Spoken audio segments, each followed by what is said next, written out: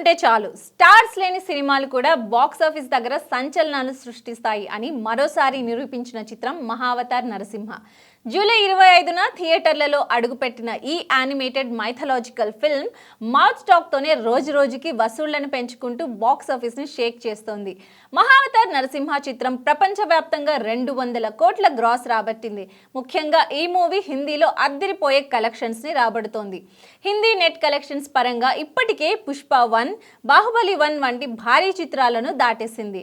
హిందీలో పుష్ప 1 106 కోట్లు నెట్ రాబట్టగా బాహుబలి 1 118 కోట్ల నెట్ సాధించింది. ఇక మహావతార్ నరసింహ విషయానికి వస్తే ఈ చిత్రం ఇప్పటికే 126 కోట్లకు పైగా నెట్ సాధించడం విశేషం. హిందీ వర్షన్ పరంగా మొదటి వారం 32.63 కోట్ల నెట్, రెండో వారం 55.17 కోట్ల నెట్ రాబట్టిన మహావతార్ నరసింహ మూడో వీకెండ్లో 38.96 కోట్ల నెట్తో ఇప్పటిదాకా మొత్తం 126.76 కోట్ల నెట్ కలెక్ట్ చేసింది. ఫుల్ రన్లో 150 కోట్లు నెట్ రాబట్టే ఛాన్స్ ఉంది.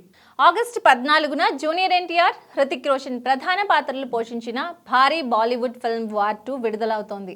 లేదంటే మహావతార్ నరసింహ మరిన్ని సంచలనాలు సృష్టించే అవకాశం ఉందని ట్రేడ్ వర్గాలు అభిప్రాయపడుతున్నాయి.